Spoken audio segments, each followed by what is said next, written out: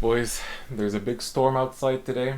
It's actually raining like crazy too, so I gotta leave in like 12 minutes, so I can't take too long, but it's not a fun day here in Europe. I think a lot of you can relate. Hello, I heard y'all talking shit about my eyebrows, but I'm here once again with my better camera quality and better eyebrows apparently.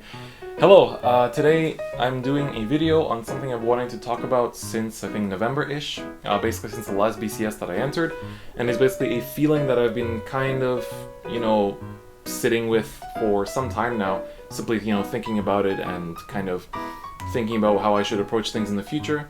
And so I decided to make this video because I wanted to talk about it. Not so much that this is like, I guess, it's not meant to be something educational or like something informative in that sense, but I know this is a question I'm going to get asked, and immediately I'm going to say that no, I'm not going to not attend BCSes. That's not what I'm trying to say here. What I'm saying is that depending on how much time I have, the way that I'll approach them will be different. And I think some of you might already be able to assume what I mean by this, but the thing I want you to get out of this is that basically I'm a very competitive person. Like, by nature, I'm super competitive. That's the main reason why I can do YouTube, is that I'm very competitive and I want to, like, stand at the top, basically. I'm very, no matter what I'm in, I really want to compete. Whether it's grades, in uni, I want to be at the top of my class, whether it's, with games especially, I really want to learn how to be good. Right now, I'm approaching Granblue Versus with that mindset as well. It's like, I'm terrible and I want to learn, and by losing, I'm going to learn, but then one day I'm going to be great. And that's kind of the mindset that I challenge things with.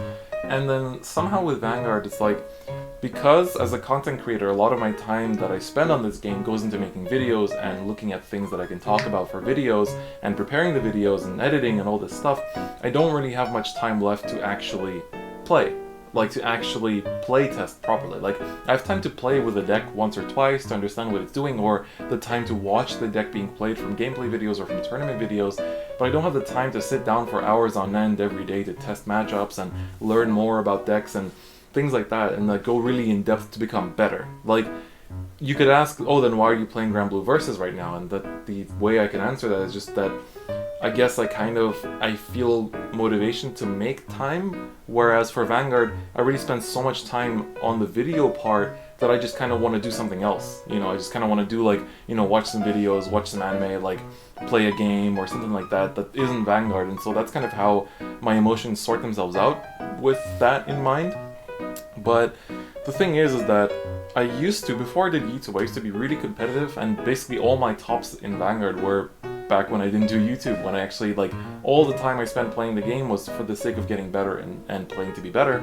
And, I played competitive decks like, Revengers and things like that back in the day, and, or like Bluish Flames when they were meta and things like that. So, I've had my time of being really competitive and like chasing certificates basically, but that kind of passed after I started doing YouTube, and that's, like, to me that's a happy transition, because I was able to take, my game knowledge and apply it both to videos and to commentary, which is basically my main passion. And I've said this before, if I ever have to choose between playing and commentating, I will always choose commentating. Like, for Vanguard at least, that will always be the case. I think for any game really, that will always be the case, because I enjoy talking about a game more than I enjoy playing it, for the most part. Like, that's just how I express myself basically. Then here comes, BCSs these days. Like, these days, in general, because I graduated from my bachelor and I'm doing my master and I'm finishing that very soon, I haven't really had much time outside. Like, even now when I'm playing games, this is actually the first time I get to chill and play a game in, like, months, because I have some downtime between semesters and I don't have any more courses. I'm just writing my thesis for the rest of the semester, and so I actually have downtime for once that I haven't had in like half a year. And so I've been using it to play games, basically to chill out and play games, and also make daily content right now, because I want to see how that, if I can put that up with this kind of schedule. But, in exchange, I don't really have time to play test, and even now, like, looking at team leagues, obviously I want to do well, but I hope that I can find some time to play test, on most days, and we'll see. But I think I will get some practice out, but it's just, a lot of it is up in the air right now. And so the whole reason for this video is that, essentially, going forward, I'm going to approach BCSs two different ways.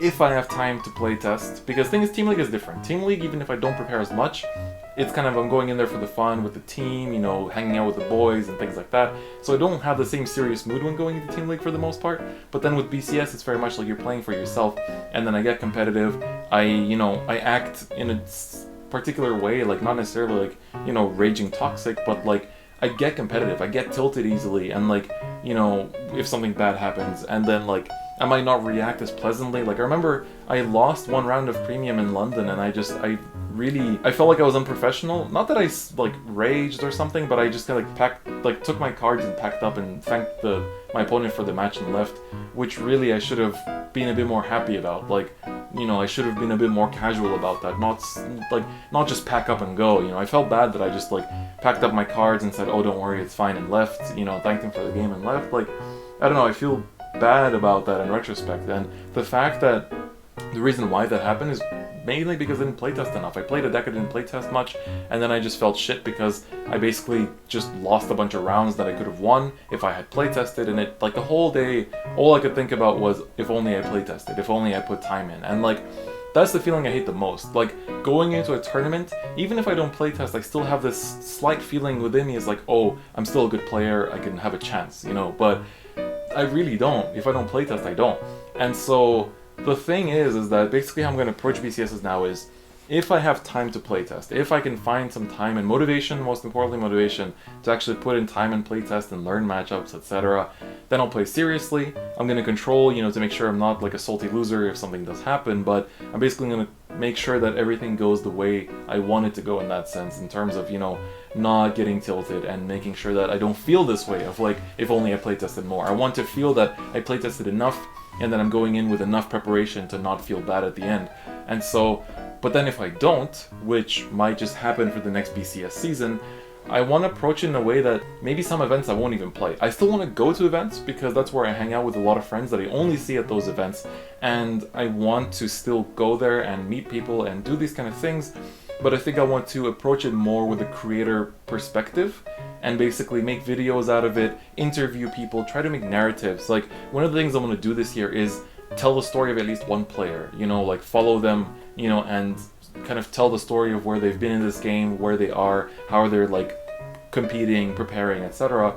I want to be able to tell a story.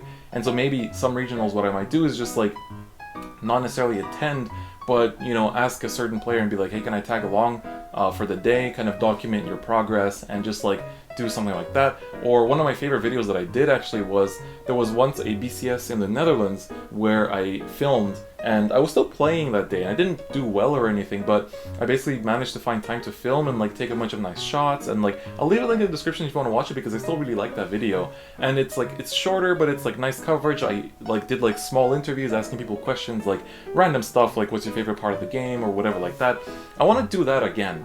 And so if I go into a regional and I feel like I haven't prepared enough, I just want to do that, honestly. Like, I don't want to, like, I'll still probably participate, but like playing like a fun deck and just like having fun with my opponents, you know, maybe even handing out free wins or something, but maybe not, you know, still play righteously and, you know, with respect to both players, but just having fun with it more and like making something out of it. Because lately I haven't even been vlogging at regionals. As longtime viewers will know, I used to vlog at regionals a lot. Every single regional I would make a vlog out of it, but lately I just haven't because I just felt like it's stressful to do it and play at the same time, and so I dropped it. But then now I want to get back to it where like, not so much choose between playing and making content, but if I don't prepare enough for a regional, I want to make content about it instead. And especially like locations like London are really nice to document because there's so many people. There's a lot of like, you know, popular people that a lot of people know the names of, maybe they don't know the face of them and their story, but so I want to make more emphasis on that basically. But that doesn't mean I'm not